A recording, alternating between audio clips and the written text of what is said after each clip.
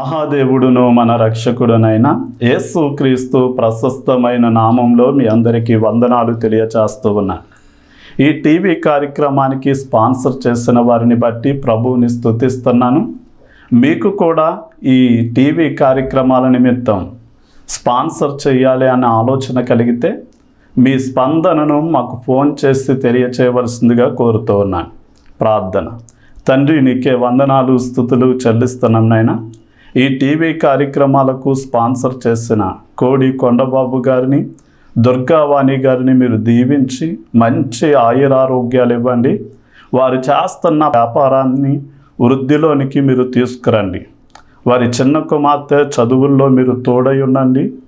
మౌనిక, సాయి సౌజన్య గారికి మీరు తోడయ్యుండి తెలివి, జ్ఞానము, వివేకము కలిగిన హృదయాన్ని ఇచ్చి మంచి ఉద్యోగాన్ని ఇచ్చి మీరు దీవించండి. అలాగే వారి అల్లుడు పంపన యోసేపు గారికి, విద్యా శ్రీవల్లి గారికి మీరు తోడయ్యుండి వారికి ఇచ్చిన చంటి బిడ్డను దీవించి పరిపూర్ణమైన ఆయురారోగ్యాలతో వారు చేసే పనులు, ప్రయత్నాలన్నిటినీ మీరు దీవించి వారు హెచ్చించిన దానికి నూరంతల ప్రతిఫలం సమృద్ధిని దయచేయమని యేసు నామంలో అడిగి వేడుకుంటున్నాం తండ్రి. ఆమేన్. మన ప్రభువును రక్షకుడైన యేసుక్రీస్తు ప్రశస్తమైన నామంలో మీ అందరికీ నా హృదయపూర్వక వందనాలు తెలియచేస్తూ ఉన్నాను. మనం సంఖ్యాకాండం 17వ అధ్యాయం అంతటిని పరిశీలన చేస్తే అక్కడ వచ్చినటువంటి తిరుగుబాటును మాన్పివేయడానికి దేవుడు మోషేకు సెలవిచ్చిన మాటను బట్టి ఇశ్రాయేలీయుల యొక్క 12 గోత్రాలలో 12 మంది ప్రధానులు ఒక్కొక్క కర్రను తీసుకుని వచ్చి ఆ కర్ర మీద గోత్ర ప్రధానుల యొక్క పేర్లు రాసి అహరోను లేక లేవి గోత్ర ప్రధానికి అహరోనుగా, ఆ అహరోను కర్ర మీద అహరోను పేరు రాసి 12 కర్రలను దేవుని యొక్క ప్రత్యక్ష గుడారంలో శాసనముల ఎదుట ఉంచారు. మరుసటి రోజున మోషే ఆ ప్రత్యక్ష గుడారంలోనికి వెళ్ళి శాసనముల ఎదుట ఉంచబడినటువంటి కర్రలను బయటికి తీసుకొచ్చినప్పుడు అహరోను యొక్క కర్ర చిగురించి పువ్వులు పూసి బాదము కాయలు కాసినట్లుగా మనం చూస్తాం. ఇందులో మనం సంఖ్యాకాండం 17వ అధ్యాయం 2వ వచనంలో నీవు ఇశ్రాయేలీలతో మాట్లాడి వారి యొద్ద ఒక్కొక్క పితరుల కుటుంబమునకు ఒక్కొక్క కర్రగా, అనగా వారి ప్రధానుల అందరి యొద్ద వారి వారి పితరుల కుటుంబము చొప్పున 12 కర్రలను తీసుకొని ఎవరి కర్ర మీద వారి పేరు వ్రాయము అంటాడు.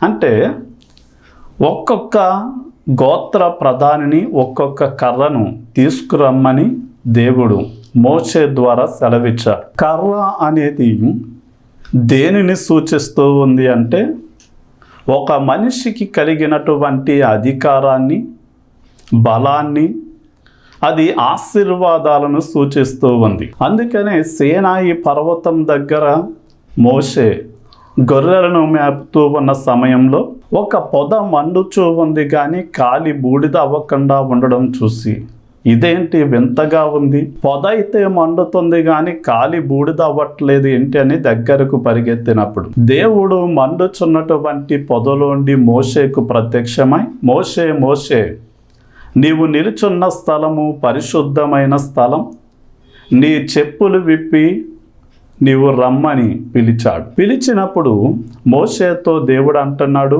ఐగుప్తులో నా ప్రజలు పడుతున్న బాధను నేను చూశాను, వారి యొక్క ప్రార్థనలు నేను విని వారిని విడిపించడానికి నేను దిగి వచ్చాను. ఇశ్రాయేలీలను విడిపించడానికి నేను ఒక నాయకునిగా నేను ఎన్నుకుంటున్నాను, నువ్వు వెళ్ళి నా ప్రజలను విడిపించమన్నప్పుడు మోషే దేవునికి అనేకమైనటువంటి సాకులు చెప్పాడు. నేను ఇశ్రాయేలీల దగ్గరికి వెళ్తే వారు నన్ను నమ్మరు, నీకు దేవుడు ప్రత్యక్షమైతే ఆయన పేరేంటి అని అనేకమైనటువంటి సందేహాలను వారు వెళ్ళబుచ్చుతారు, వారు నన్ను నమ్మరు అని చెప్పినప్పుడు దేవుడు అన్నాడు, ప్రజలు నిన్ను నమ్మేలా నీకు అద్భుతాలు చేసేటటువంటి శక్తినిస్తాను. ఒకసారి నీ దగ్గర ఉన్నది ఏంటి అని అడిగినప్పుడు అతడు కర్ర అన్నాడు. అయితే ఆయన అన్నాడు, ఆ కర్రను కింద పడవేయి అన్నప్పుడు అది పాముగా మారింది. పాముగా మారిన ఆ దాని తోక పట్టుకున్నప్పుడు అది కర్రగా మారింది. మనం ఐగుప్తు దేశాన్ని ఏలుబడి చేస్తున్నటువంటి ఫరో తల మీద పెట్టబడిన కిరీటం సర్ప రూపంలో చేయబడినటువంటి కిరీటం. అంటే ఆనాటి కాలపు ఐగుప్తు ప్రజలు సర్ప రూపంలో ఉన్న కిరీటాన్ని ధరించిన రాజులందరూ కూడా దేవుళ్ళతో సమానమని వారిని పూజించేవారు. ఫరో మీద నేను నీకు అధికారం ఇస్తూ ఉన్నాను, పరిపాలన చేసే అధికారమును, ప్రజలను పాలించే అధికారమును నేను నీకు ఇస్తున్నాను అని దేవుడు తన చేతిలో, మోషే చేతిలో ఉన్న కర్రను అభిషేకించి దానిని అప్పగించినప్పుడు, మోషే ఆ కర్రను ఎర్ర సముద్రం మీదకి చాపినప్పుడు అది 2 పాయలుగా మారి ఇశ్రాయేలు ప్రజలకు త్రోవను ఇచ్చింది. అలాగే అదే మోషే కర్రను బండ మీద కొట్టినప్పుడు ఆ బండ నుండి జలములు బయటికి వచ్చి ఇశ్రాయేలీల యొక్క దాహార్తిని తీర్చాయి. అంటే కర్ర అధికారానికి, బలానికి ఒక సూచనగా ఉంది. అలాగే కీర్తనల గ్రంథం 23వ కీర్తన 6వ వచనంలో చాలా జాగ్రత్తగా ఆలోచన చేస్తే, నీ దుడ్డు కర్రయు నీ దండమును నన్ను ఆదరించును అంటాడు. అంటే గొర్రెల కాపరిలో ఉన్న ఒక బలమైనటువంటి కర్ర అది ఎందుకు వినియోగిస్తాడు అంటే, ఒక కాపరి తన మంద మీదకి తోడేళ్ళు, ఎలుగుబంటి, సింహము వంటి వాటిని దాడి చేసినప్పుడు వాటిని హతమార్చడానికి, నాశనం చేయడానికి వాడతాడు. అలాగే ఎవరైతే దేవునికి, దేవుని సేవకునికి విరోధంగా లేస్తారో వారిని కొండను పగలగొట్టినట్లుగా పగలగొట్టడానికి ఆయన చేతిలో ఉన్న దుడ్డు కర్రని వినియోగిస్తాడు. అదే సమయమందు కాపరి చేతిలో ఉన్న దుడ్డు కర్ర శత్రువులకు నాశనము కలిగిస్తాయి.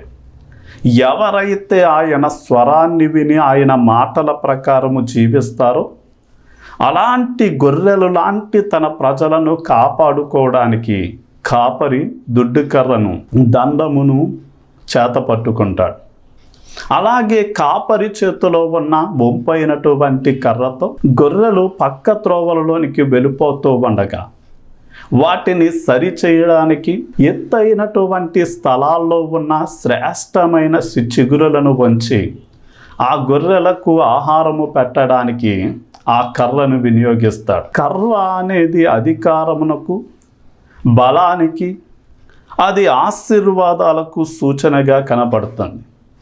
ఇప్పుడు అదే కర్ర మీద ఏమన్నాడు అంటే, ఒక్కొక్క గోత్ర ప్రధాని వారి వారి పేర్లను రాయాలి అని ఆయన సెలవిచ్చాడు. మనకి బైబిల్ గ్రంథంలో పేరు అనేది మనం ఈ రోజున పెట్టుకున్నట్లుగా, నాకు పిల్లోడు పుట్టినటువంటి వేళ విశేషాన్ని బట్టి నేను గొప్ప ధనవంతునైపోవాలి, నాకు అన్నీ కలిసి వచ్చేయాలి అని చాలామంది పుట్టిన బిడ్డలకు చాలా మంచి మంచి పేర్లను వెతుక్కుని పెడుతూ ఉంటారు. కానీ బైబిల్ గ్రంథంలో ఒక వ్యక్తికి పెట్టబడిన పేరు ఆ వ్యక్తి యొక్క గుణ లక్షణాలను చూపిస్తున్నట్లుగా మనం చూడవచ్చు.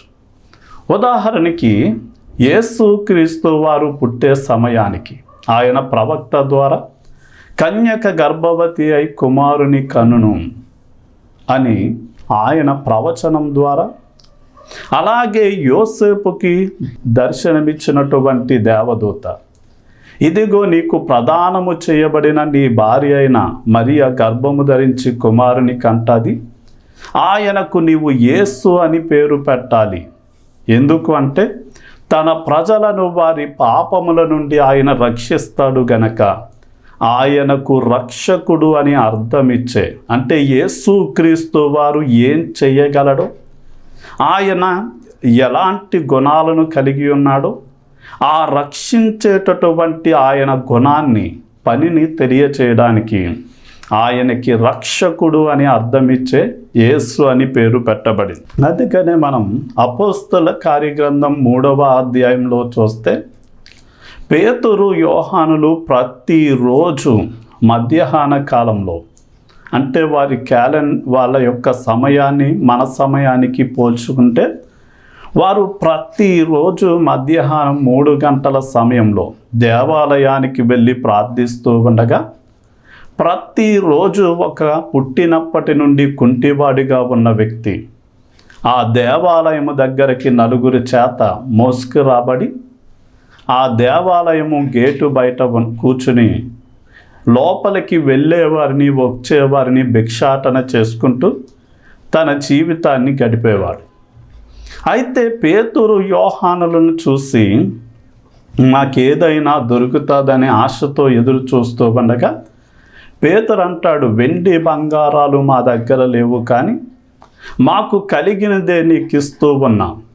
నజరేయుడైన యేసు నామంలో లేచినడు అని చెయ్యి పట్టుకుని లేపిన వెంటనే పుట్టినప్పటి నుండి కుంటివాడిగా ఉన్న వ్యక్తి బలము పొందుకొని దిగ్గున లేచి గంతులు వేస్తూ దేవుణ్ణి స్తుతిస్తూ ఆరాధిస్తూ ఉండగా అది చూసిన దేవాలయంలోని వారు బయట నుండి వచ్చేవారు అందరూ గుంపు కూడి ఒక వింతగా విచిత్రంగా దేవుని సేవకుల వైపు చూస్తూ ఉండగా పేతురు అంటాడు, మా సొంత శక్తితోనూ భక్తితోనూ పుట్టినప్పటి నుండి కుంటివాడిగా ఉన్న ఇతనికి నడకనిచ్చినట్లుగా మా వైపుగా ఎందుకు వింతగా చూస్తున్నారు? యేసైతే సిలువ వేయబడ్డాడు, ఆయన మృతుల్లోండి లేచాడు, ఆయన నామము పేరటే ఈ కుంటివాడు సంపూర్ణ స్వస్థత పొందుకున్నాడు అని ప్రకటించారు.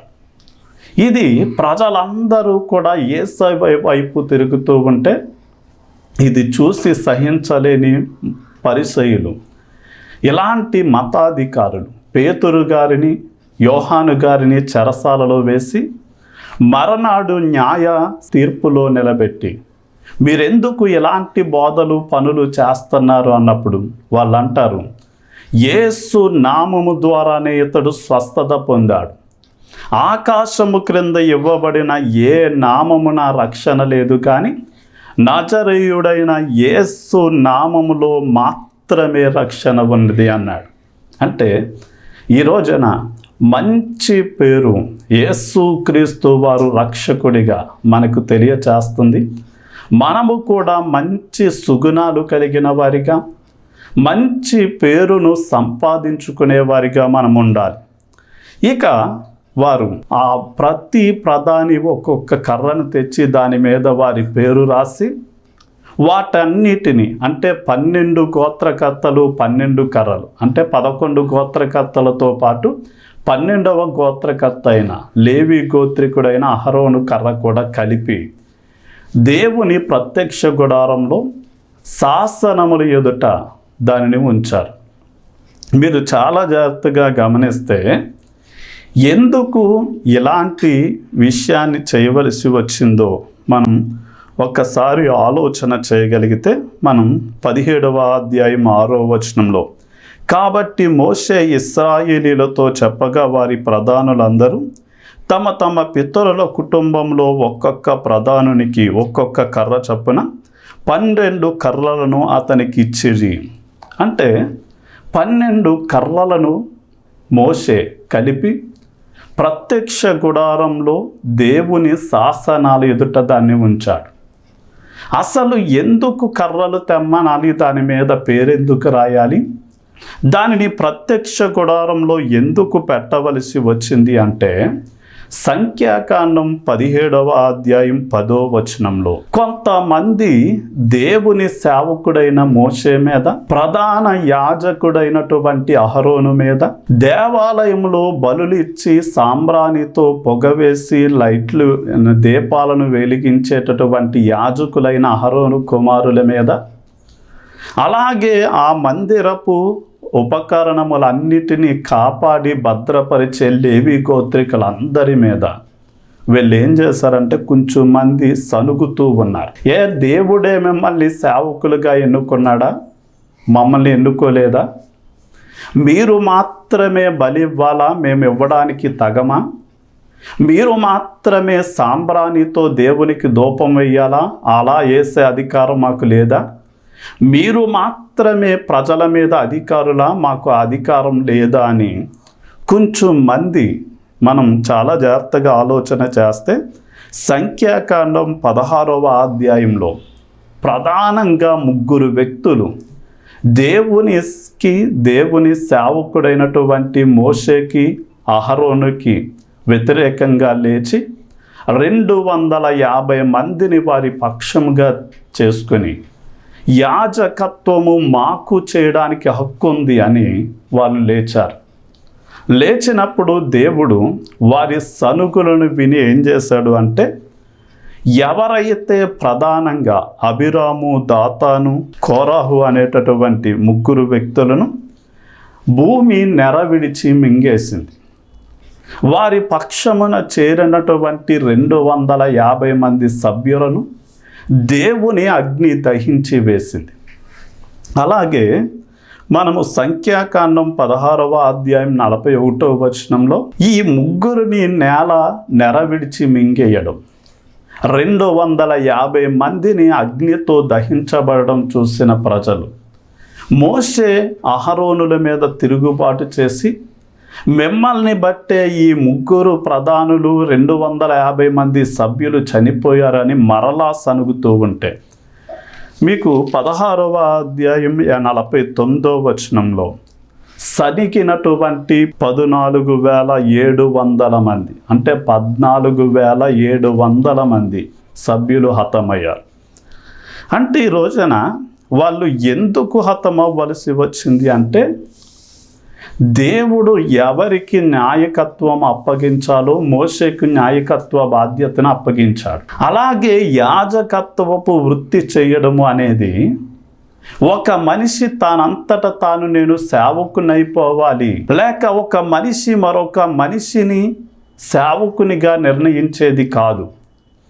దేవుడే ఈ ప్రత్యక్ష గుడారంలో సేవ చేయడానికి ప్రధాన యాజకునిగా అహరోనును, యాజకులుగా తన కుమారులను, మందిర ఉపకరణములన్నిటినీ కాపాడడానికి లేవి గోత్రం అంతటినీ ఏర్పాటు చేసుకుంటే, ప్రజలు ఏమంటున్నారంటే, మమ్మల్ని మీద మీ అంతటా మీరే ఎందుకు ఇలాగా నాయకులుగా, యాజకులుగా, ప్రధాన యాజకులుగా మీరు ఎందుకున్నారు, మాకు ఉంది హక్కు అని ముందుకు వచ్చినప్పుడు దేవుడు వారి సనుగులన్నిటినీ మాన్పివేయాలి అని ఒక్కొక్క ప్రధానిని ఒక్కొక్క కర్ర తీసుకొచ్చి దాని మీద వారి పేరు రాసి అది శాసనముల ఎదుట ప్రత్యక్ష గుడారంలో పెట్టినప్పుడు ఎవరి కర్ర అయితే చిగురిస్తాదో, పువ్వులు పూసి కాయలు కాస్తాదో వారే నేను ఎన్నుకున్న గోత్రం, అలాంటి వారికే నా మందిరంలో సేవ చేసే హక్కు ఉంది.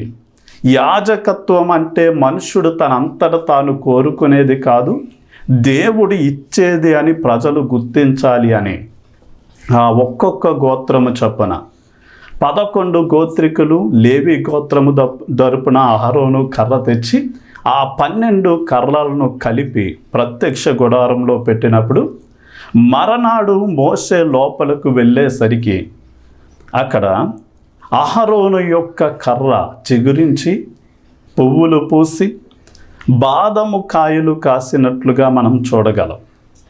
అంటే ఎండినటువంటి కర్ర ఎలా జీవం పొందుకుంది అనే విషయాన్ని మనం గ్రహిస్తే, వారు శాసనముల ఎదుట దానిని పెట్టమని 17వ అధ్యాయం మనకి 4వ వచనంలో కనపడుతుంది. అంటే దేవుడు సీనాయి పర్వతం మీదకి దిగివచ్చి ఆయనే తన వాక్యాన్ని ఆ రాతి పలకల మీద రాశారు.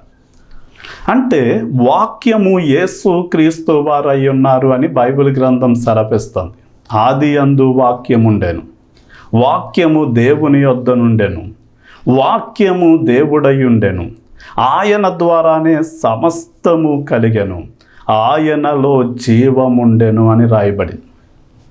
అంటే యేసు క్రీస్తు వారు కూడా పునరుత్థానమును జీవమును నేనే, నా యందు విశ్వాసముంచిన వాడు చనిపోయినా బ్రతుకుతాడు అని చెప్పాడు. అలాగే తనను గురించి తాను అంటాడు, నాకు ప్రాణం పెట్టడానికి పెట్టిన ప్రాణాన్ని తిరిగి తీసుకోవడానికి నాకు సర్వాధికారం ఇవ్వబడింది అన్నాడు.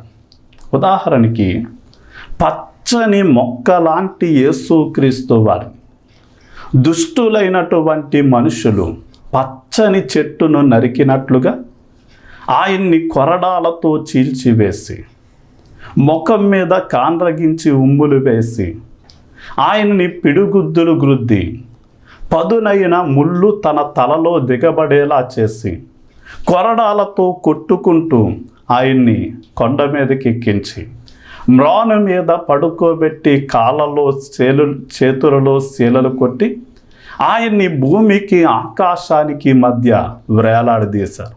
ఈ స్తంభం అంతా ఎలా ఉంటుంది అంటే పచ్చని చెట్టును నరికినట్లుగా యేసయ్యను నరికివేశారు. ఈ వర్షాకాలము శీతాకాల సమయంలో విపరీతంగా చెట్లు పెరిగిపోయినప్పుడు అవి కరెంటు తీగలకు తగులుతున్నాయి అని గవర్నమెంట్ వారు కుతుకుల్లోనికి దాన్ని నరికించి వేస్తారు. అవి ఈ వేసవి కాలంలో ఎలా ఉంటాయి అంటే మట్టి చేత కప్పబడి అది భూమిలో చచ్చిపోయినట్లుగా చీగిపోయినట్లుగా అలాగే పడుంటుంది.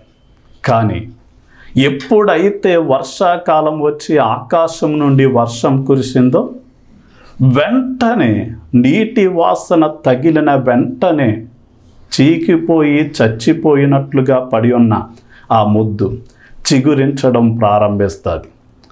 అలాగే యేసుక్రీస్తు వారు కూడా మృతులలోండి లేచి ఆయన ఏం చేశాడు అంటే ఎవరైతే యేసుక్రీస్తు వారితో అంటుకట్టబడ్డారో, ఎవరైతే ఆయన శాసనమైన జీవ వాక్యమును కలిగి ఉన్నారో అలాంటి వారి జీవితాలను ఆయన చిగురింప చేయడానికి సమర్థుడు.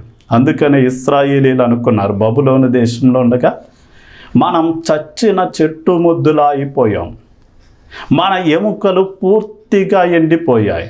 అంటే మరలా మన సొంత దేశానికి వెళ్ళడం, దేవాలయము ఇల్లు కట్టుకోవడం, సొంత నివాసాలలో జీవించడం అసాధ్యమని భావించినప్పుడు దేవుడు యెహెజ్కేలును ఎముకల లోయలోనికి తీసుకెళ్ళి మనం చాలా జాగ్రత్తగా గమనిస్తే ఆయన అడుగుతాడు, యెహెజ్కేలు ఎండిన ఎముకలు తిరిగి బ్రతకగలవా అన్నాడు. అప్పుడు యెహెజ్కేలుకు తెలుసు, ప్రభువా నీవు ఏదైనా చేయగలిగిన సమర్థుడు, పుష్టి కలిగి పచ్చని మొక్క లాంటి జీవితాన్ని ఎండిపోచేయగలవు, ఎండిన చెట్టు మొద్దు లాంటి జీవితాలను చిగురింపచేయగలిగిన వాడవు, నీవు ఏదైనా చేయడానికి సమర్థుడవు అని చెప్పినప్పుడు వెంటనే దేవుడు ఆజ్ఞాపించు అన్నాడు. ఎముకలు అతకబడును గాక అన్నంటనే ఎముకలు అతకబడ్డ, అవయవాలు, మాంసము, నరాలు, చర్మము పొదగబడ్డాది. భూ నలుదిశల నుండి జీవాత్మ వచ్చి ఆవరించును గాక అన్నంటనే ఆ జీవము వచ్చింది. లెక్కింప సఖ్యము కాని మహా సైన్యముగా ఎండిన ఎముకలు మనుషుల వలె బ్రతికి నిలబడ్డాయి. అలాగే వారి జీవితాలను నేను మరలా చిగురింప చేస్తాను, కడతాను అని దేవుడు సెలవిచ్చాడు. ఈ రోజున నీవు కన్నీటిని నాట్యముగా మార్చగలిగిన వాడు, నీ శాపమును దీవెనగా మార్చగలిగిన వాడు, నీ యొక్క జీవిత ఆశయాలు చనిపోయిన స్థితిలో ఉంటే నీ ఆశలను చిగురింపజేయగలిగిన వాడు యేసుక్రీస్తు వారు గనక నీవు ఆయనతో అంటుకట్టబడాలి, ఆయనతో కలిసి జీవించాలి అని సెలవిస్తూ ఉన్నా. సరే, ఎండిన ఆ బాదము కర్ర చిగురించడమే కాకుండా పువ్వులు పూసింది. పువ్వులు అందానికి పరిమళానికి సాదృశ్యంగా ఉన్నాయి.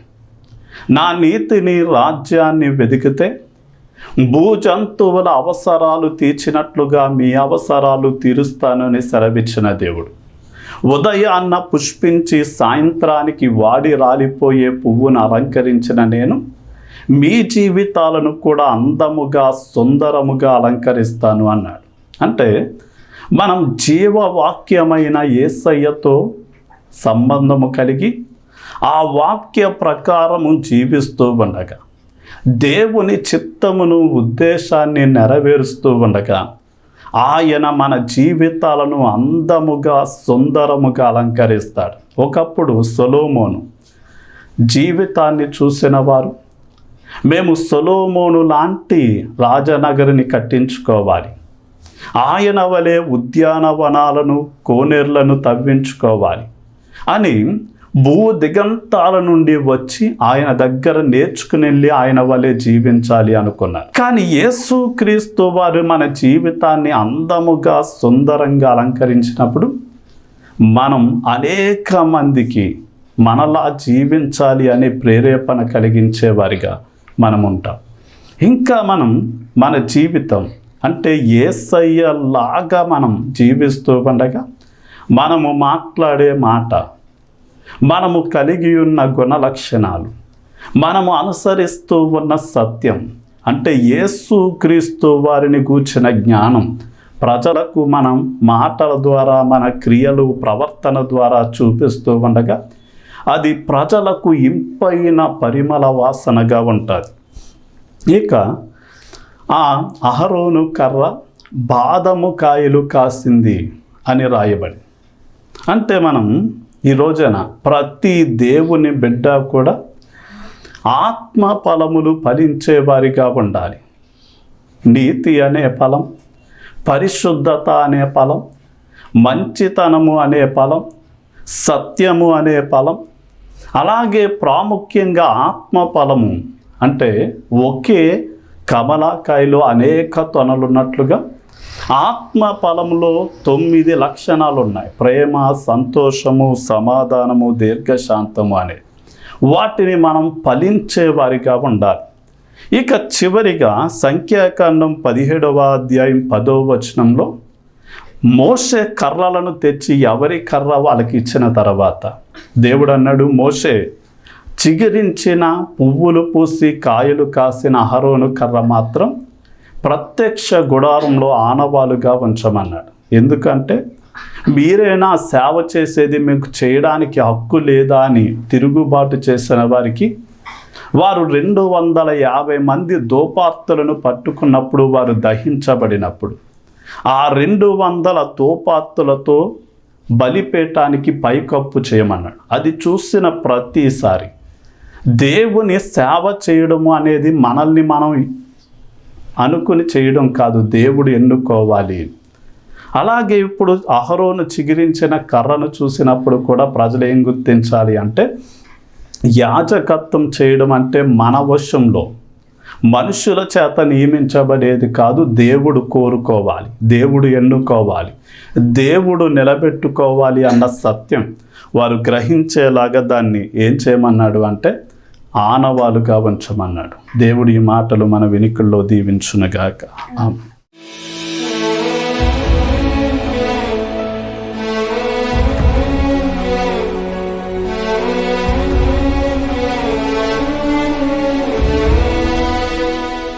ప్రార్థన చేసుకుందామండి. తండ్రి, నీకే వందనాలు, స్తుతులు, స్తోత్రాలు చెల్లించుకుంటున్నాం నాయన. మహాగణుడు, మహోన్నతుడు, ఉన్నత స్థలముల్లో నిత్య నివాసి అయిన దేవా, నీకే వందనాలు, స్తుతులు, స్తోత్రాలు ప్రభా. నైనా నీవు ఉన్న వాటిని లేని వాటిగా, లేని వాటిని ఉన్న వాటిగా పిలిచే దేవుడవు ప్రభా. నైనా చచ్చిన మొద్దు నుండి ప్రభా చిగురు పుట్టించే దేవుడవు ప్రభా. నైనా అలాగే తండ్రి, నీకు అసాధ్యమైందంటూ ఏదీ లేదు, సమస్తము మీకు సాధ్యమే అని ప్రభా దైవ సేవకుల్ని నిలబెట్టుకుని నైనా నీ దివ్యమైన వాక్య సందేశాన్ని ప్రభా మాతో మాట్లాడిన విధానాన్ని బట్టి మీకు వందనాలు ప్రభా. నైనా ఈ వాక్యాన్ని విన్న ప్రతి ఒక్కరిని నైనా నీవు జ్ఞాపకానికి తెచ్చుకోనండి, వారిని దీవించండి, ఆశీర్వదించండి. నైనా వారి జీవితాల్లో ఆశ్చర్య కార్యాలు, అద్భుత కార్యాలు మీరు జరిగించి ప్రభా. నైనా అహరోను కర్ర నైనా ఎలా అయితే అది చిగురించి కాయలు కాసి పువ్వులు పూసిందో, ప్రతి ఒక్కరి జీవితాలు కూడా తండ్రి ఫలించే కొమ్మగా నాయనా ఉండినట్లు మీరే కృప చూపి సహాయము దయచేయమని యేసు పరిశుద్ధ నామంలో అడిగి వేడుకొంచున్నాం తండ్రి. ఆమేన్.